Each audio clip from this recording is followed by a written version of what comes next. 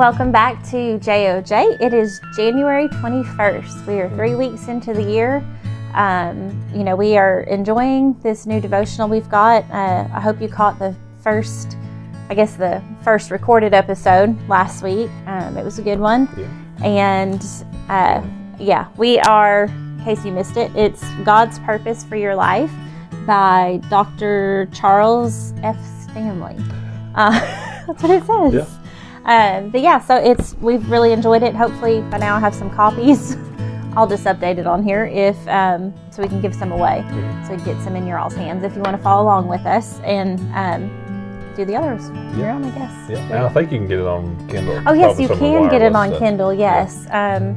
I think Nick Clary had said he got his on Kindle. So if you prefer to do it on your iPad or phone, you can get the what is it? Digital version. There we go. Thank you. Version, yes. Yep. Yeah. Okay. All right, you good? Yep. All right. So the title for today is Wrong Direction, and that's with a question mark. Wrong direction? I guess is how I should say it. Yeah. You have kept your promise to your servant David. And that verse is from 1 Kings 8:24. When God makes a promise to us, at times it will feel like He has us running in the wrong direction to take hold of it. This is on purpose to grow our character and stretch our faith. If you recall, David was anointed king over Israel, but it was decades before he actually sat on the nation's throne. During those intervening years, David had many dangerous and disappointing moments to endure, including being hunted by King Saul. This was because before David could do God's will, he had to be trained by adversity, learning to trust God completely, regardless of his circumstances. Like David, you may be walking through a deep valley and wondering if you are still in God's will and on track for His promise. Remember, God has promised to guide you, and it is His responsibility to fulfill His word. Your job is to obey and persevere through the training. David knew that he would eventually emerge victorious, so he became a man after God's heart and learned to do God's will regardless of his circumstances. You can too. Today, trust that the Lord keeps all His promises, including the ones He's made to you. And the prayer for this day is, Jesus, help me trust You and learn through my trials. I have faith You will fulfill Your promise to me. Amen.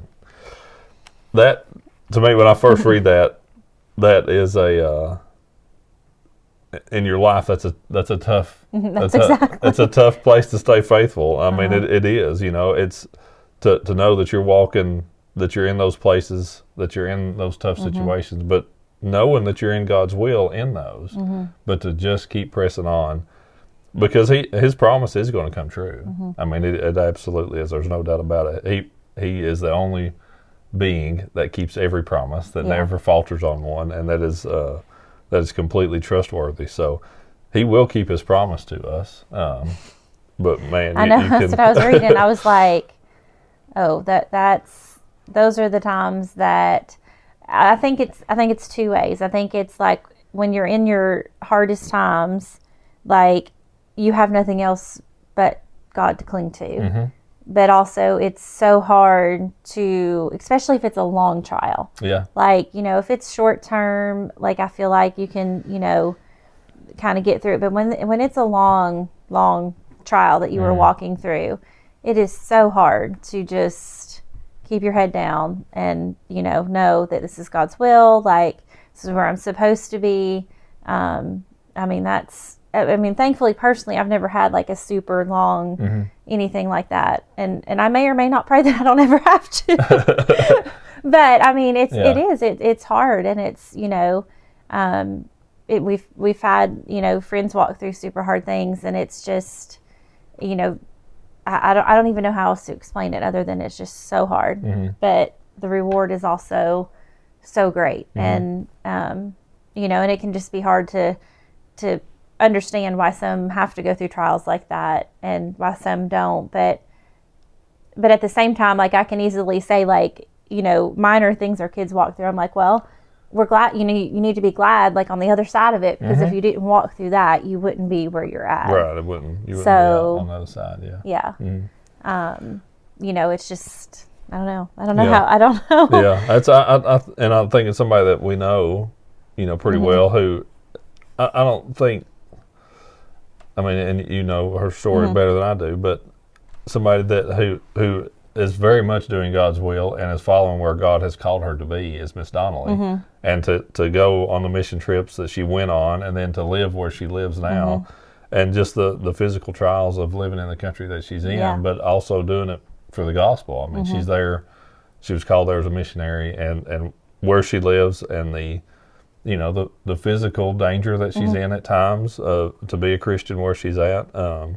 But she couldn't be any more happy, I don't think. I mean, that she knows she is in God's will, and I feel like her trials aren't long suffering, I don't think, but she, like, there's little trials, it seems, every day, but she is faithful in that, and honestly is just so happy to be doing what she's doing. Absolutely. Yeah, so that's... I truly admire just anyone, missionaries, anyone that is doing that. I mean, it's just, Yeah, because it is. I mean, and the thing about it, like, and I'm going to say this, and I think we both feel that way, that we... Personally, our hearts are not to go overseas and to go to maybe one of us even more so than the other one. Like, we've been out of the country a couple times. I like the good old USA. It's not it's got its flaws, but I feel pretty safe here. Like, I'm not, and there's plenty of people here who don't know Jesus and need to come to know Jesus. That there's not that there isn't any work here to be done, but so many people have a heart to go overseas and to go other places like that. But the thing is, God created us all with different talents, with different purposes, with different desires. But we can use all of us can use them for His glory, wherever we're at, wherever we're planted. So I say that to kind of tell ourselves, to not feel like we're not doing our job. Because it's hard. Like, if you meet someone like that, and it's like, oh wow, like, has God called us to do something that we've just totally missed? Like, just, but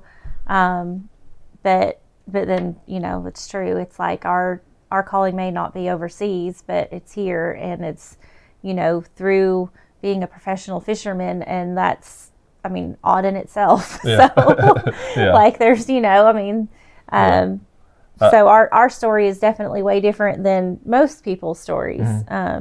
And to raise our kids into that as well. Yeah, absolutely. But I think the biggest thing that you can do in your life, looking for God's direction in your life, is to pray about it. To pray about it, spend time in His Word, see how He speaks to you, and then find places that maybe you are slightly uncomfortable to get into, just like especially Jennie was for this. I mean, that.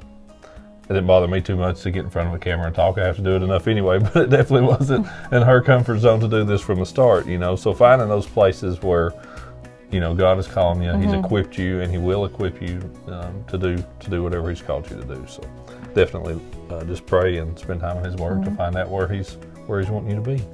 Yep. All right, so we'll be back next week. It'll already be the end of the month. Yep, wrap up the end of January. Yep. See you then.